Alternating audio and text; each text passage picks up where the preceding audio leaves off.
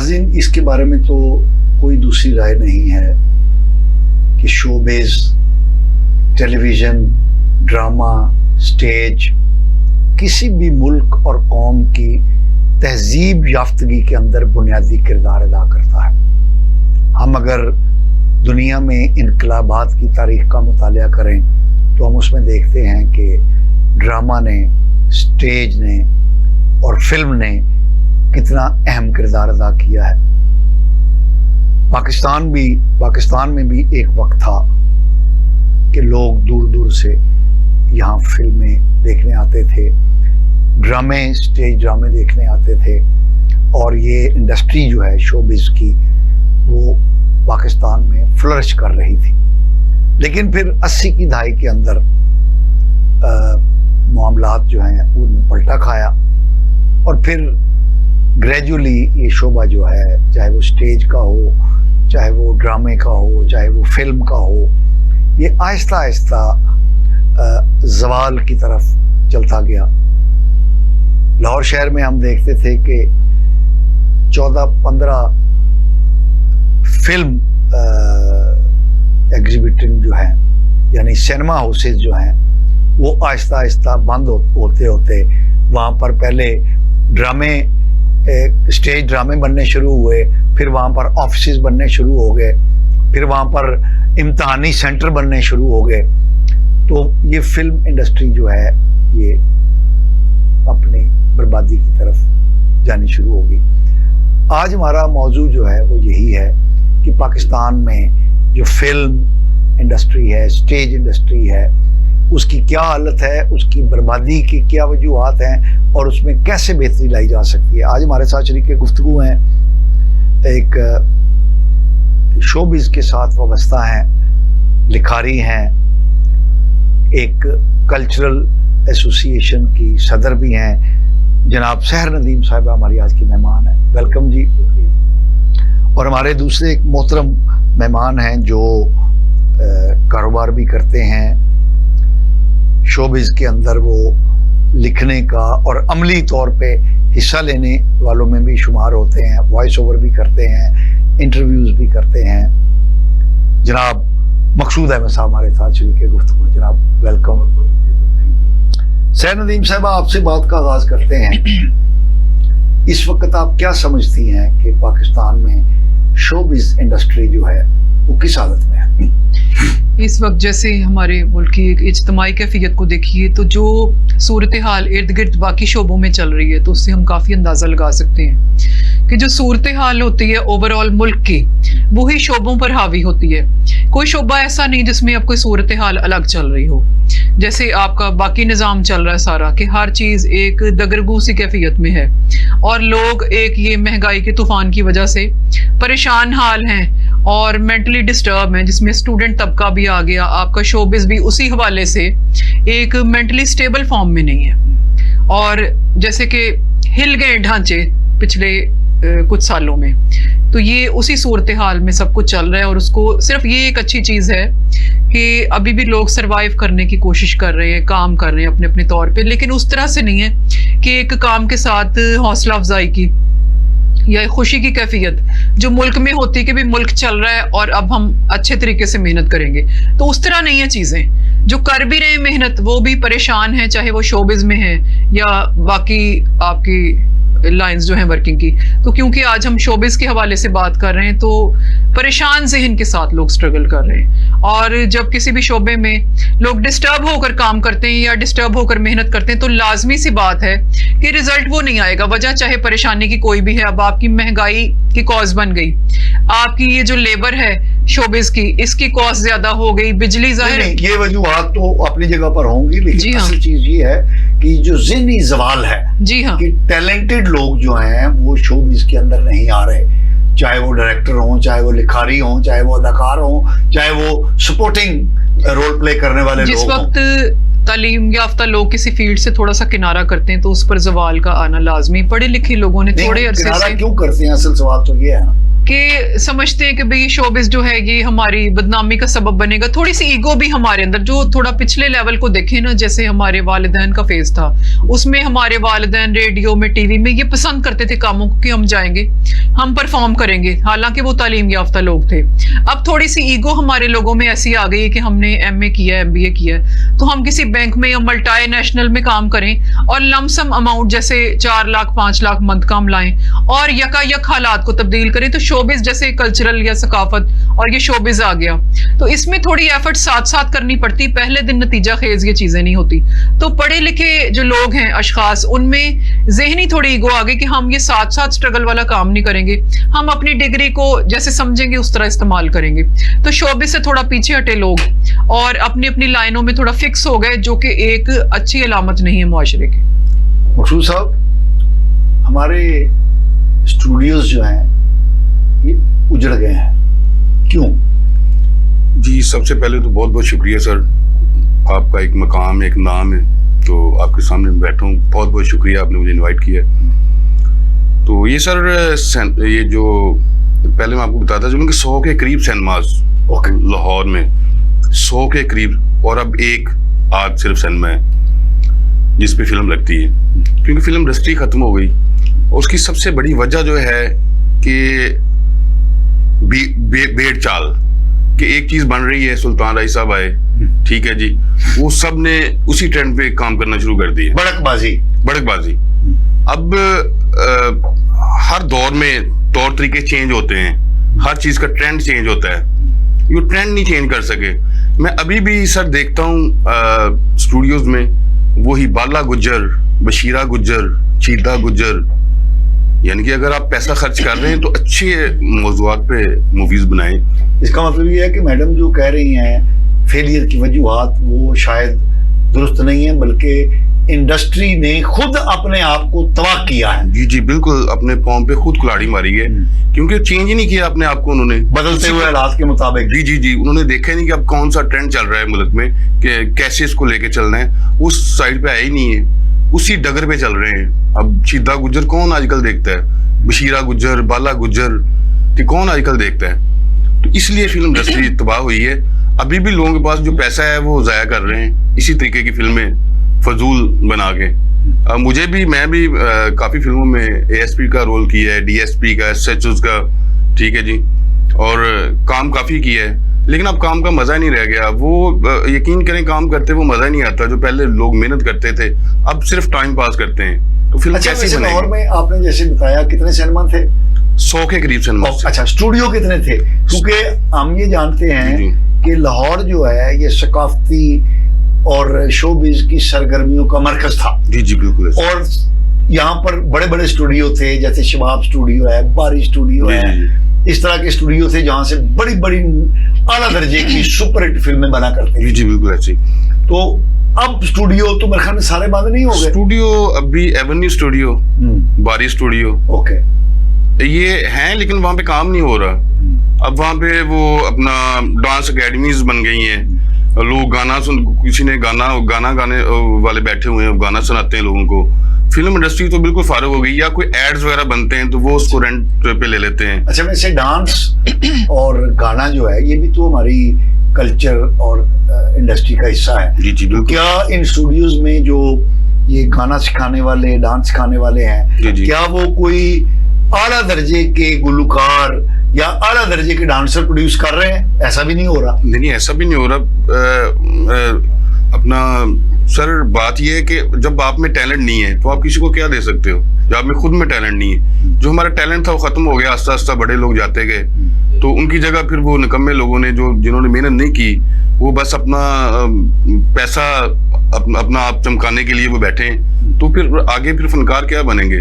कोई टीच करने वाला अच्छा नहीं है, कोई गाइड करने वाला अच्छा नहीं है। तो अगर अच्छा गाइड करने वाला, अच्छा टीच करने वाला मिलेगा तो फिर आगे फनकार ग्रो करेंगे ना।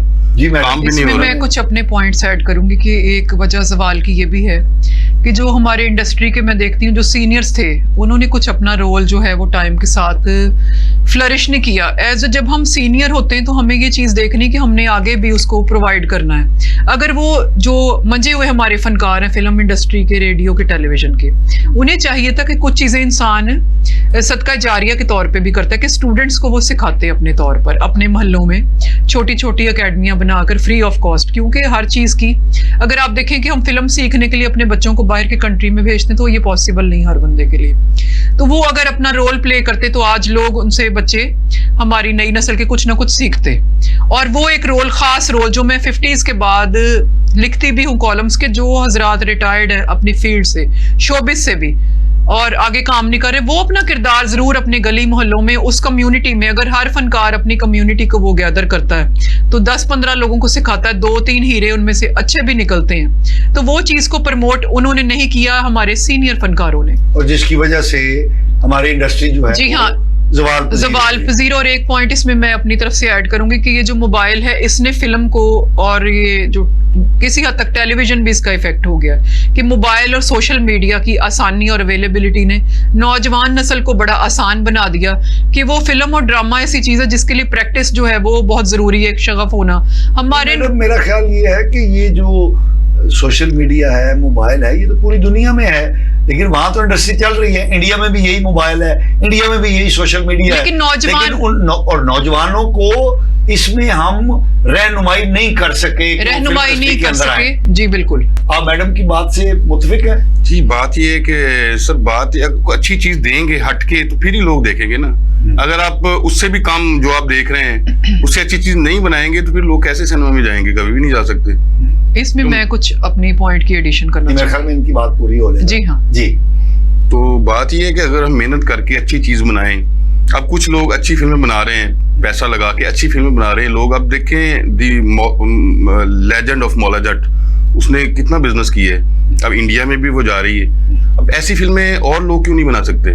अगर वैसे बनाएंगे, उसने बिजनेस किया। जो बात कही कि मौजूआत ऐसे चुनते रहे हैं जिसकी वजह से, लेकिन आपने जो बताया है कि ये जो लेजेंड ऑफ मौला जट है, तो जट और मौला और मार कुटाई बढ़त तो फिर भी आ, लेकिन सर वो चीज नहीं ना, उन्होंने चेंज लेके आए हैं वो। अच्छा, वो जो पूरी दुनिया में इस वक्त पसंद किया जा रहा है उस लेवल का नाम वही है, लेकिन उसमें जो काम है वो डिफरेंट है।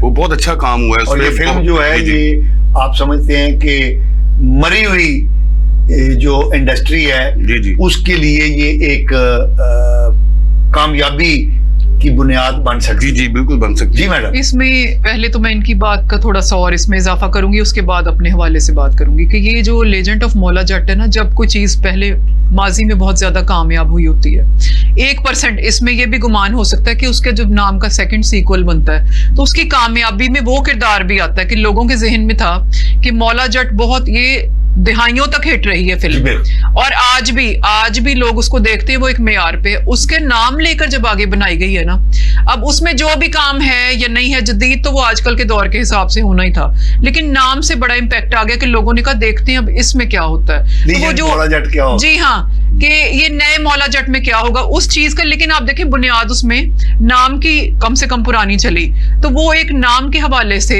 वो नंबर ले गई फिल्म, और यानी वो व्यूअर्स को उसने अट्रैक्ट कर लिया, सिनेमा हाउस नाम वही था, खींच के ले आई, नाम वही था। और उसकी चाहत में, उस नाम की चाहत में बच्चे बच्चियां आए, और हमारे बल्कि जो ये सीनियर हजरात हैं इन्होंने भी कहा कि वो मौला जट तुमने देखी थी, ये देखनी जरूर है कि क्या होता है। तो वो नाम वो चला, तो वो एक बाय चांस एक सीक्वेंस बन गया कि आपका सेकंड जो उसका पार्ट था वो एक अच्छे तरीके से चल गया। और दूसरी चीज जो इन्होंने बात की कि चेंज, अब उसमें मैं अपने हवाले से बात करती हूँ कि कुछ ना कुछ हमें बुनियाद भी साथ रखनी है। अगर हम बहुत चेंज करते हैं, जैसे कि दुनिया में कुछ अब पैसा लगाने का म्यार है कि कुछ चीजें फिल्में ऐसी भी बनती हैं जो बिल्कुल साइंटिफिक न्यू, आप एटॉमिक लाइफ के बारे में बना देते हैं, या आप एनिमेशन पे डिपेंड कर जाते हैं कि हमने बिल्कुल नई चीज देनी है। तो हो सकता है जैसे हम ये 30 साल से ऊपर वाले अफराद हैं, ये उन मौजूआत में इतने ज्यादा इंटरेस्टेड ना हो सकें, जैसे कि अभी भी हमारा कंप्यूटर में दिल नहीं लगता, किताब में लगता है। अखबार हम हाथ में पकड़ते हैं तो उसका हमें लुत्फ आता है खबर का, और मोबाइल पे हम खबरें, आज तक भी मेरा मिजाज नहीं बना कि मैं मोबाइल पे खबर देखूं और मुझे उसका कुछ लुत्फ आए। तो वो चीज अगर हम एनिमेशन पे जैसे जदीद चीज की बात करें तो एनिमेशन फिल्में हर बंदा नहीं देखेगा। ये जो हमारे कैजुअल एक स्टूडेंट लाइफ चल रही है, 30 साल से नीचे वाले को हम स्टूडेंट कहते हैं, तो वो चंद एक लोग उनमें से देखेंगे और बाकी लोगों को। तो हम उसमें ये है कि कुछ लोग तजर्बा करते जाएं नया और कुछ बुनियाद को साथ मिलाकर वक्त के एतबार से। लेकिन टोटल जदीद पर अगर हम जाते हैं तो बहुत से लोग फिर किनारा कर जाएंगे फिल्म को। जो लोग देख रहे हैं वो भी उससे थोड़ा पीछे हट जाएंगे कि ये तो मौजू के एतबार से बिल्कुल एक नए जमाने की चीज है, हम इसमें क्या देखें। तो टोटल साइंटिफिक फिल्म पे नहीं हम जा सकते। अक्सर औकात बीच में कहीं कहीं हम ऐसा तजर्बा दे सकते हैं। यानी देखिए, एक जमाना था कि मुआशरे के मसाइल को जी हाँ, डिपिक्ट करती थी फिल्में, बिल्कुल। हमारे ड्रामे हमारे मुआशरती और समाजी मसाइल को पेश करते थे और उसमें दिलचस्पी लेते थे व्यूअर्स जो हैं फिल्म में भी। जी हाँ। और मुझे अच्छी तरह याद है कि एक वक्त था कि जो मेहमान आया करते थे तो उनको अच्छा खाना खिलाना, लाहौर शहर की सैर कराना, जी हाँ। और उसमें यह भी शामिल होता था मेहमानदारी में कि उनको फिल्म भी दिखाई जाए। जी हाँ। तो फिल्म सिनेमा जो है ये एक फैमिली गैदरिंग प्लेस भी थी।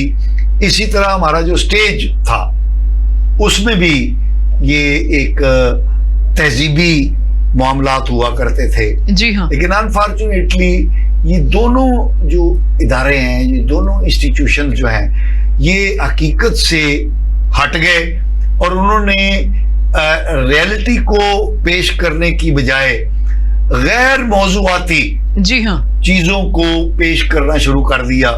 आप देख लें कि हमारे आजकल जो ड्रामे हैं वो मतलब ऐसे मौजुआत पेश कर रहे हैं, और मैं अगर कहूँ कि वो हमारे उन मौजुआत का हमारे मुआशरे से, हमारे समाज से, हमारे दीन से कोई ताल्लुक नहीं है। जी तो हाँ। फिर जाहिर है उनकी जब व्यूअरशिप नहीं होगी तो वो इंडस्ट्री तबाह ही होगी ना। आप क्या कहेंगे मकसूद साहब? जी बिल्कुल जी। अमाल्ला खान साहब एक बहुत बड़ा नाम, सेल अहमद साहब जी, बहुत बड़े बड़े लोग जिन्होंने बड़ा अच्छा काम किया, पूरी दुनिया में नाम बनाया। अमाल्ला खान साहब माशाल्लाह पूरी दुनिया में उन्होंने काम किया। इंडिया में उनको भगवान मानते थे लोग। मेरा भी बड़ा वक्त गुजरा है उनके साथ, बड़ी मोहब्बत करते थे मेरे साथ।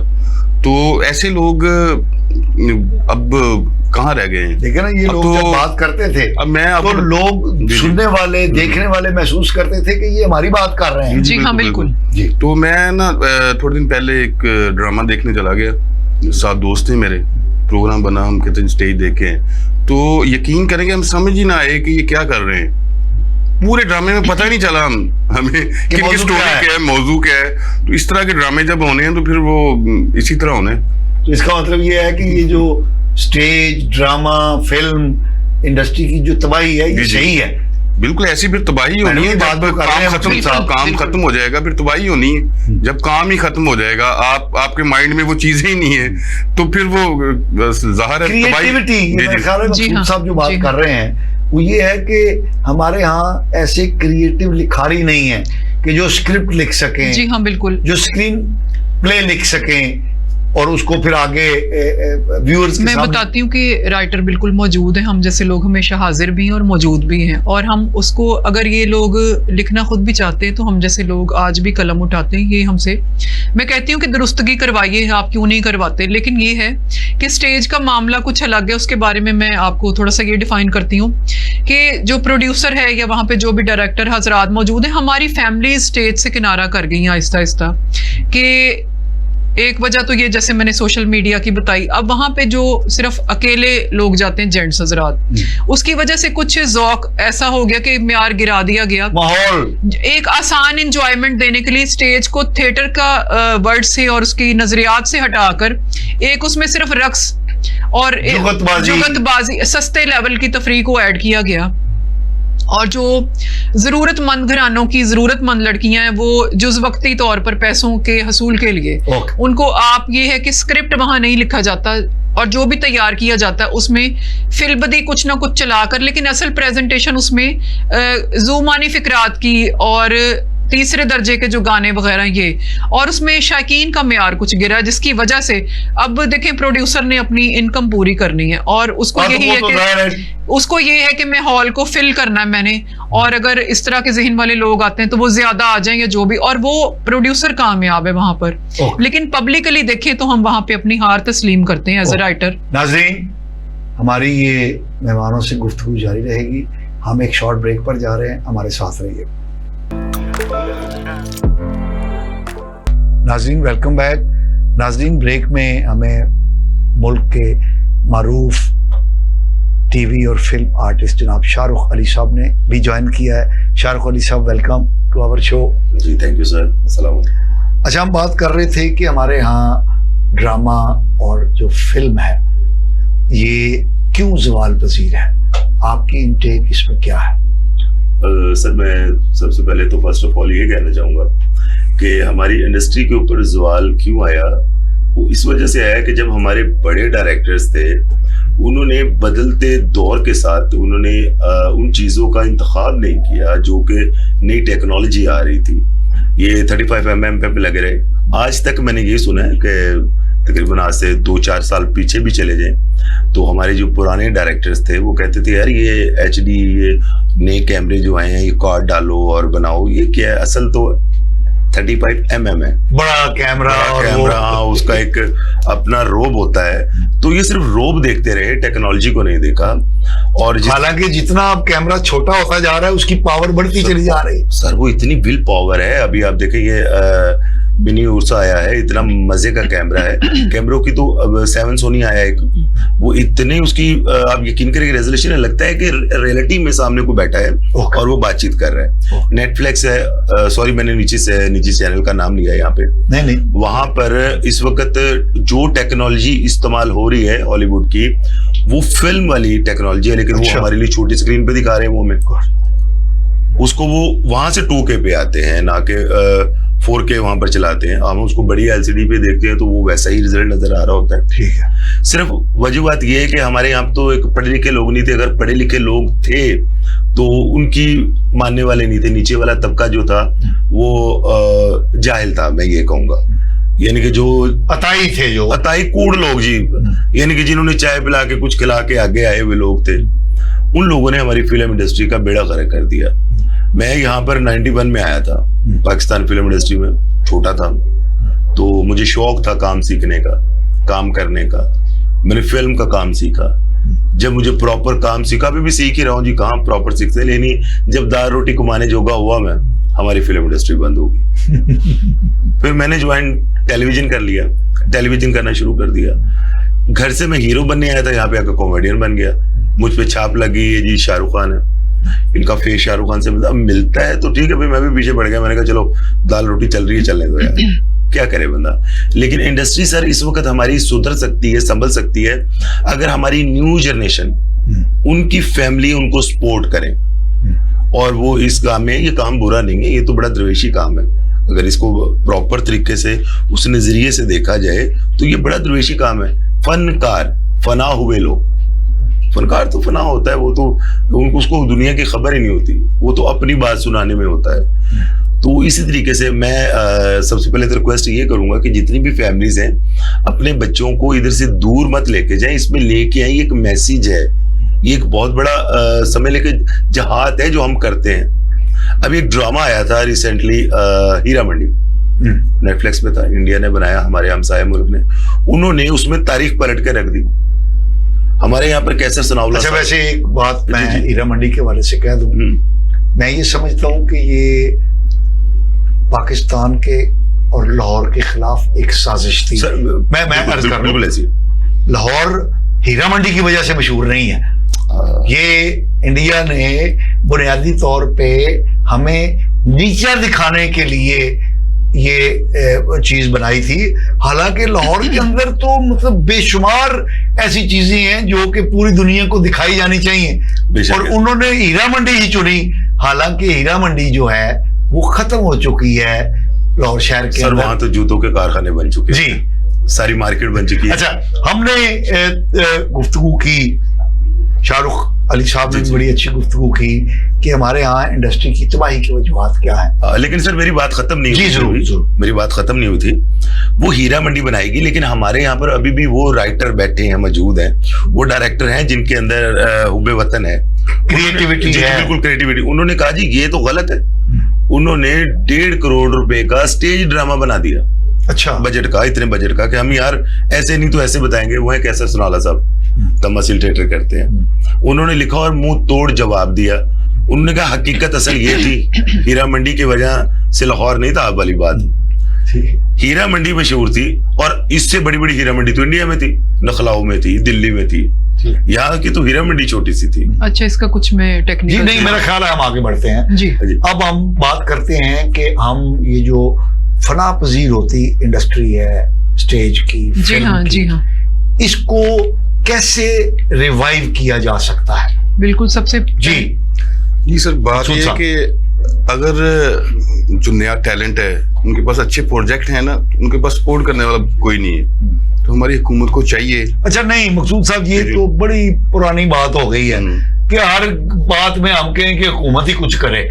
ऐसा नहीं है, ये गैर ये तो किताबी सी बात है चाहिए ना कि जनाब हुकूमत फंड दे तो होगा। नहीं, ऐसे नहीं होता। जी, बुनियादी चीज पर जो बुनियाद होती है वो खड़ी इंडस्ट्री के लोग ही करते हैं, ठीक है और सर। हम हर चीज की इब्तिदा जो है कहते हैं कि हुकूमत दे रकम। फाइनेंशियली सपोर्ट करना चाहिए ना हुकूमत को। अगर कोई एक बंदे के पास प्रोजेक्ट है, वो बहुत अच्छा प्रोजेक्ट है, अगर वो हुकूमत को सपोर्ट कर देगी सिर्फ हुकूमत हाँ की जी। सपोर्ट से सर, चीजें नहीं दूसरे लोग चलती भी हैं, दूसरे लोग देखें, भी हैं, ये लेकिन- कारपोरेट सेक्टर है, जी, ये जी। बिजनेस सेक्टर है, ये सरमायादार है, जी, जी। ये सरमायाकार जी, है। बिल्कुल। अगर उस प्रोजेक्ट के अंदर जान होगी जी, जी, तो इसका उस मैं पर सरमायाकारी करने के लिए बहुत सारे लोग मौजूद होंगे। इसका मैं लेकिन अगर आपके प्रोजेक्ट में जान ही नहीं है तो फिर आप कहेंगे जी हुकूमत। नहीं सर, आप देखिए इस वक्त तालीमी इदारों में, बड़ी बड़ी यूनिवर्सिटियों में, जी, जी, वो आते हैं इन्वेस्टर्स, वो कहते हैं तालिब इल्मों को कि आप अपना प्रोजेक्ट पिच करें, हम उस पे इन्वेस्ट करते हैं। जी हाँ, तो अगर प्रोजेक्ट में जान है, उसमें बिकने की सलाहियत है, तो पैसा बेशुमार मौजूद है। तो ये हुकूमत की जो सरपरस्ती की हम बात करते हैं होनी चाहिए, मैं आपकी बात से इनकार नहीं कर रहा, लेकिन सिर्फ हुकूमती सरपरस्ती से ही काम ठीक नहीं हो सकते। जी मैडम, आप इसमें मैं कुछ दुरुस्तगी करूंगी कि अगर हम ये जैसे ख्वाबों में ये चीजें अच्छी लगती हैं हुकूमत ये ऐसे होता नहीं आमतौर पे। वो जो आपकी बात को आगे बढ़ा रही हैं कि जो हमने प्रोजेक्ट्स अपने तौर पे करने हैं, लॉन्च करने हैं, ये जहन की सारी पैदावार होती है, तो उसमें इन्वेस्टर्स हमें मिल जाते हैं लोगों को, और अपने तौर पे जो कोई भी वर्क प्रॉपरली लोग इस तरह से अपने वर्क को चैनलाइज करते हैं या अपने आप को हाईलाइट करते हैं, उन्हें अल्लाह ताला ने स्ट्रेंथ दी होती है, वो कर गुजरते हैं और वो आगे चलती हैं चीजें। और बाकी रह गई कि ये कैसे रिवाइव होगी, तो सबसे पहले ये जो हमारी स्टेज इंडस्ट्री होगी और फिल्म इंडस्ट्री खास तौर पे मैं कहूंगी कि ये अपना राइटिंग के मेयार को और ये जो बाकी चीजें, इसमें पढ़े लिखे लोगों को फौरी तौर पर शामिल करें, ताकि कुछ ना कुछ उसमें ठहराव आए चीजों में, एक मेयार की तरफ जाएं, ताकि फैमिलीज का एक शगफ बने। और अच्छा नहीं मैडम, आपने बहुत प्यारी बात कही है, लेकिन जो हमारे प्रोड्यूसर हैं वो तो अपना दाल दलिया चला रहे हैं, वो तो चीप घटिया जुगतबाजी के जरिए, घटिया डांस के जी हाँ, जरिए इसका मैं- वो हाल फिल कर लेते हैं, अपना पैसा रिकवर भी कर लेते हैं और वो प्रॉफिट भी भी ले मेरे लेते हैं। पास- तो जी उनको हाँ। क्या जरूरत है कि वो कोई टैलेंटेड राइटर को लाएं कि इसका- बहुत अच्छा नहीं, नहीं। स्क्रिप्ट वो लिखे? ये दोनों तरफ से चीजें चल सकती हैं। जैसे एक तो ये है तरीकाकार कि आप घटिया शोहरत के लिए जल्दी जल्दी इस तरह से मैनेज करके एक स्टेज रचाएं, लेकिन अगर मस्बत वे में देखें तो मस्बत चीजों ने भी बड़े पैसे कमा कर दिए इंडस्ट्री को। अगर ये थोड़ा पिछले दौर में हम जाएं तो ये 20 से 30 साल पहले की, जैसे अभी इन्होंने मौला जट की भी बात की, तो वो नाम अभी भी देखिए, अगर मस्बत काम भी करते हैं तो उसमें भी बड़ा पैसा और इनकम आती है। ये वजह नहीं है, ये प्रोड्यूसर का भी अपने जहन का म्यार है। अगर कोई प्रोड्यूसर बेहतर लेवल का आएगा तो वो कहेगा मैं अच्छी चीज बनाऊं, बल्कि मेरा आइडिया ये कि अगर वो फैमिली वाइज कोई ट्रेंड चलाएं तो वो डबल पैसे भी कमाए जा सकते हैं। लेकिन सर इस वक्त हमारी जो थिएटर इंडस्ट्री है वो माशाल्लाह ठीक होना शुरू हो गई है। ओके, मैं पिछले तकरीबन 1 साल से थिएटर कर रहा हूँ, तो मैंने ये देखा है कि इस वक्त थिएटर में भी लोग देख के, वो कहते हैं खरबूजे को देख के खरबूजा रंग पकड़ता है, तो इस तरीके से ड्रामा फैमिलीज आना शुरू हो गई हैं। हमारे जो इस वक्त ड्रामाज लग रहे हैं उसको फैमिलीज देख रही हैं। आप फैमिली जाकर ड्रामा देखने जाओ। और एक चीज मैंने और बैक स्टेज देखी है, अगर फैमिली के बैठी हो तो पीछे रो एक वखरा सा सन्नाटा होता है, वही आगे फैमिली के बैठी है, कोई गलत बात नहीं करेगी, मतलब वो तकद्दुस पैदा हो जाता है। हाँ कि यार फैमिली में बैठी है, गलत बात नहीं करना। तो हमारी फैमिलियों को चाहिए, हमारी फैमिली निकले ड्रामा देखने जाएं, क्योंकि जो आर्टिस्ट वहां पर काम कर रहे हैं वो भी फैमिलियों वाले हैं, उनके घर में भी माए बहने हैं। ठीक, वो जब फैमिली देखते हैं तो वो खुद इस चीज से एहतियात करते हैं कि यार हम कुछ ऐसा लफ्ज ना बोले जो बुरा लगे। ठीक है। अगर फैमिली देखने जाती है और वो बात बुरी लगती है तो बाहर उनको बताएं कि आपने ये बात बुरी क्यों की। अक्सरियत में हमारे घरों में भी ऐसी बातें हो जाती हैं, शेयर करते हैं हम, हो जाती हैं। तो वो एक फैमिली माहौल जैसा था वैसा हम खुद नहीं बना रहे। इसमें मुझे लगता है कि हमारे जो मर्द हजरात हैं, सॉरी टू से जितने भी मर्द हैं मैं उनके खिलाफ बात नहीं कर रहा, एक बात बता रहा हूँ, वो करते हैं क्या कहते हैं यार थिएटर एवं देखने जाने कले जाने फैमिली नुकी करना ले जाके। लेकिन मैं ये कहता हूँ कि अपनी फैमिली को लेके जाएं, जब आपका बच्चा वापिस आएगा उसको कुछ अच्छा सबक मिलेगा, वो अकेला कोशिश नहीं करेगा वहां पे जाने की। जब वो अकेला जाएगा तो डेफिनेटली खराब होगा, क्योंकि हमने उसको आदत ही वो डाली है कि बेटा चोरी काम करना है। जब वो आपके सामने करेगा तो ठीक रहेगा। फिल्म के बारे में आप बताइए कि फिल्म को रिवाइव करने के लिए, ये तो आपने थिएटर का बताया, बहुत अच्छी बात की आपने। Thank you sir. फिल्म को रिवाइव कैसे किया जा सकता? मेरे माइंड के मुताबिक फिल्म इस तरीके से ठीक हो सकती है, आप कम बजट की फिल्म बनाएं, लेकिन कोशिश ये करें कि उसकी पहले से रिहर्सल्स करवाएं। राइटर आपका मजबूत होना चाहिए, जैसे मैडम ने कहा। जी बिल्कुल, जी। आपका राइटर मजबूत। आगा तालिश साहब, अल्लाह उनको जन्नतों में कर दे, मैं उनसे मिला भी, बात हुई, उनके अल्फाज थे कि फिल्म जब हिट होती है उसमें 3 चीजें होती हैं, स्क्रिप्ट स्क्रिप्ट स्क्रिप्ट। बुनियाद है ये सर। स्क्रिप्ट आपका अगर मजबूत है तो आपकी बुनियाद नहीं हिल रही तो आपकी बिल्डिंग भी नहीं हिलेगी। ठीक है। तो इसलिए स्क्रिप्ट पे हमें ज्यादा गौर करना चाहिए, ध्यान देना चाहिए। और हमारे कुछ फाइनेंसर होते हैं जो सॉरी टू से सिर्फ आते ही ठरक में है कि यार पैसा लावांगे थे अपना एंजॉय करेंगे। मैं वैसे शाहरुख साहब आपने बड़ी अच्छी बात कही।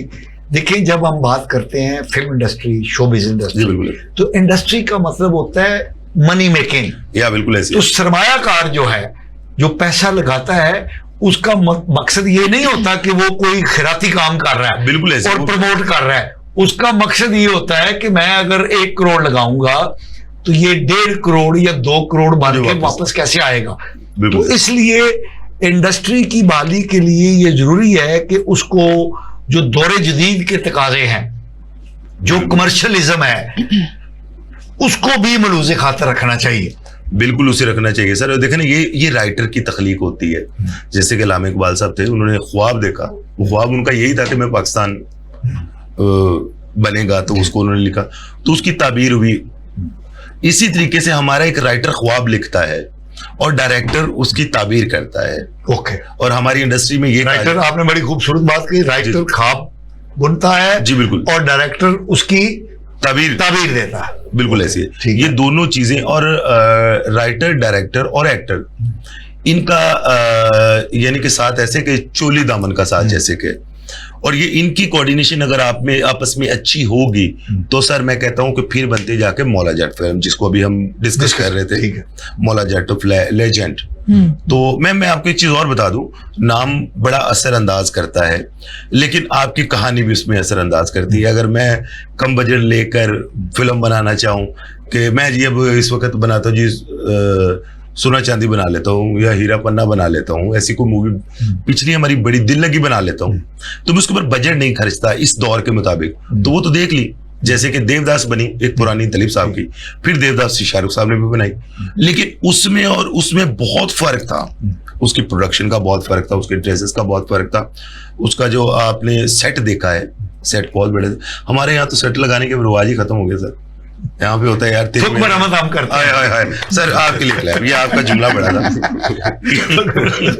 मैडम शाहरुख अली साहब ने सीधी सीधी बातें कही हैं, इन्होंने बड़ा ओपनली बयान किया है जी ऐसे इंडस्ट्री को। मैम यकीन करें कि मेरा एक दोस्त है, राइटर है, परसों की बात है, वो रो पड़ा है। अच्छा। और वो इतना अच्छा लिखता है, कहता है यार मैं फ्री में लिख के दे देता हूँ, वो आगे से उसका आइडिया चोरी करते हैं, चेंज करके कुछ और बना लेते हैं, मैं क्या करूं, मुझे तो आइडिया के पैसे भी नहीं देते। और बेसिक सर आइडिया ही बिकता है। जी बिल्कुल।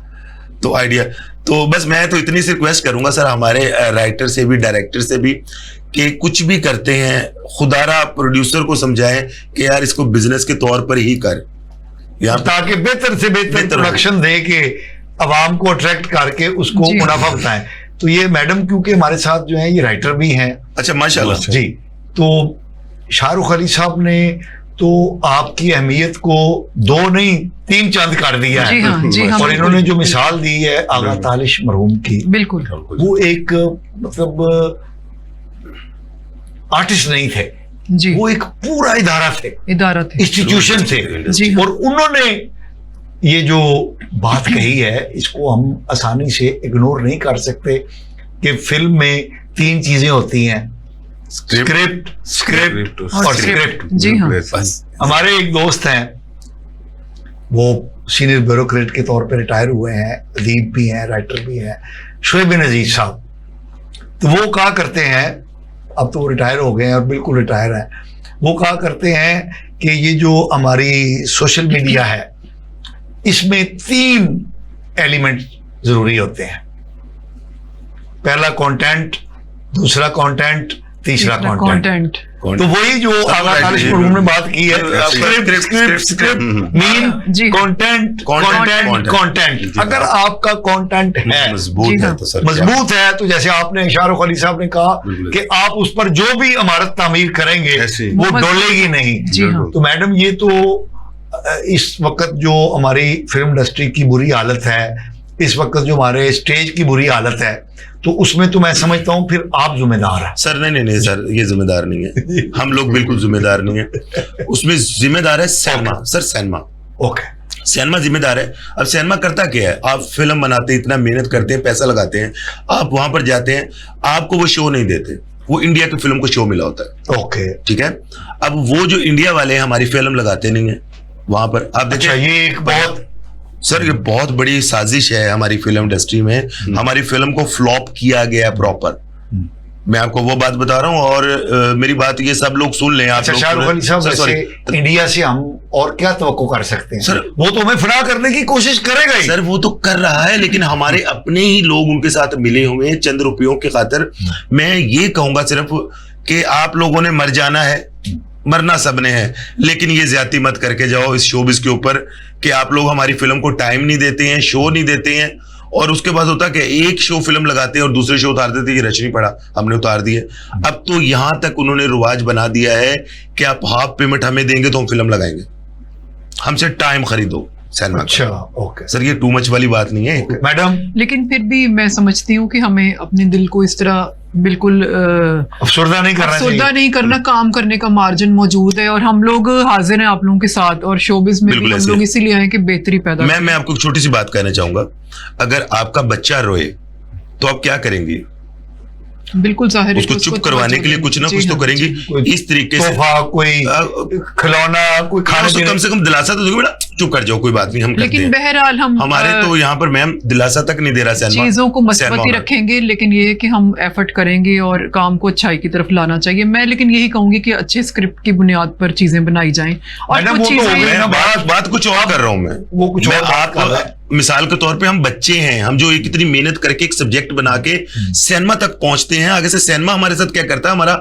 सेंसर बोर्ड हमारे साथ क्या करता है। महंगाई हम- की वजह से भी कुछ इश्यूज बन सकते हैं, और थोड़ा सा ये बाद में भी चीजों को फिल्म, लेकिन मैं एक बात अपने हवाले से Okay, करती कि okay, फिल्म okay. ऐसी छोटी चीज नहीं है जिसे हम एक कोजे में बंद कर लें कि ये हुआ और ऐसे हुआ। फिल्म को डेवलप करने के लिए थोड़ा सा टाइम लगेगा। मकसूद साहब, और ये- लास्ट मिनट। जी सर, बेहतरीन की मैं ऐड तजवीज़। करना चाह रहा हूँ कि मैंने 3-4 मूवीज जो लास्ट की हैं उसमें मुझे स्क्रिप्ट ही नहीं दिया गया।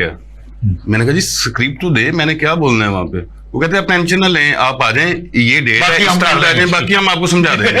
तो फिर काम फिर ऐसे ही होना हाँ, तो फिर काम उसका काम नतीजा कैसे ये होना है? जब निकलना है आपने कि प्रैक्टिस ही नहीं किसी चीज की करनी, तो फिर काम कैसे होगा? जनाब ये मकसूद चीज़ है कि- साहब, जनाब सहर नदीम साहिबा, जनाब शाहरुख अली सर, साहब, thank you, आपका सर। बहुत बहुत शुक्रिया सर, बहुत कि शुक्रिया, आप शुक्रिया। हमारे स्टूडियो में तशरीफ लाए हम्म। और आपने बड़े टची मौजू को बड़े आसान तरीके से उसकी बयान किया। हम आपके बहुत बहुत शुक्रगुजार सर, हैं। thank you, sir. नाज़रीन, आपने हमारे मेहमानों की गुफ्तगू सुनी। अब फिल्म और स्टेज और ड्रामा को हमारी नौजवान नस्ल जो है, जो यूट्यूबर हैं, जो टिकटॉकर हैं और जिनके हाथ में सेलुलर फ़ोन है और वो अपनी व्यूअरशिप लेने के लिए पता नहीं क्या क्या कार गुजरते हैं, तो अब ये जो ट्रेंड चल पड़ा है, जाहिर है ये एक मुस्बत ट्रेंड नहीं है। हमें देखना ये पड़ेगा कि हम अपनी नौजवान नस्ल को, जिनमें राइटर भी हैं, जिनमें प्रोड्यूसर भी हैं, जिनमें डायरेक्टर भी हैं, जिनमें तमाम शुबा है ज़िंदगी के नौजवान शामिल हैं, ख़वातीन और हज़रात, हमें उनकी जो दिलचस्पियों को रुख मोड़ना पड़ेगा ट्रू स्टेज की तरफ, ट्रू फिल्म की तरफ, तो फिर ये हमारी इंडस्ट्री रिवाइव होगी। अपने मेज़बान मुस्तफ़ा कमाल पाशा को अगले प्रोग्राम तक लिए इजाज़त दीजिए। अल्लाह ने के बाद।